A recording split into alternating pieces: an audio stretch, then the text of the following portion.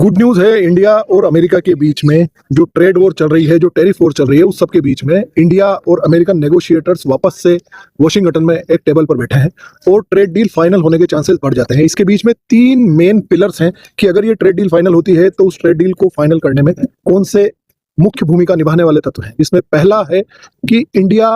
और अमेरिका दोनों देशों को ये अच्छी तरह से समझ में आ गया है कि the back channel must be continued. Back channel का मतलब होता है कि डिप्लोमेटिक रिलेशंस, चाहे हमारे बीच में टेरिफ वॉर है, चाहे हमारे बीच में ट्रेड रिलेटेड कई सारे इश्यूज हैं, जिसमें कि main issue Russian oil purchase का है और दूसरा इशू S-400 मिसाइल, जो कि रशियन मिसाइल है, जो इंडिया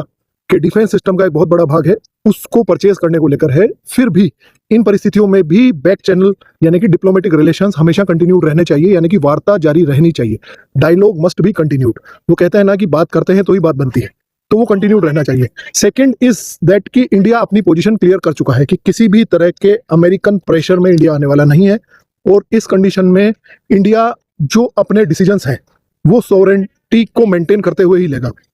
यानी कि हम अपने डिसीजंस लेने में संप्रभु हैं और हमारे अपने निर्णय हम अपनी ही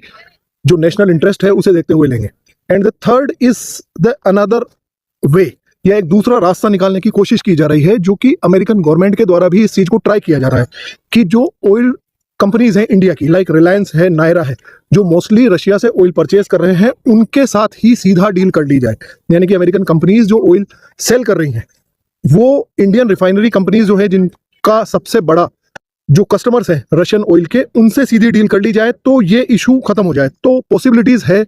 कि वेडनेसडे को जो स्टेटमेंट आया डोनाल्ड ट्रंप का, उन्होंने कहा है कि टैक्स टाइम, यानी कि भारत के साथ में डील होने की संभावना ज्यादा है, परंतु ये थोड़ा समय लेगी और ये जल्दी ही समाप्त हो जाएगी। तो it must be a good news there, क्योंकि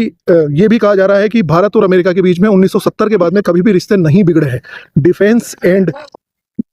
जो स्ट्रेटेजिक पार्टनरशिप है, यानी कि रणनीतिक हमारी जो एक दूसरे के साथ में साझेदारी है, उसमें कभी भी किसी तरह की कोई खटाई नहीं आई है। तो पॉसिबिलिटीज है कि ये चीज जल्दी ही फाइनलाइज की जाए और जो 50% टेरिफ्स है उसका हाफ से भी कम वापस से टेरिफ रह जाने के चांसेस हैं। ऐसा नेगोशिएटर्स ने बिना अपनी पहचान जाहिर किए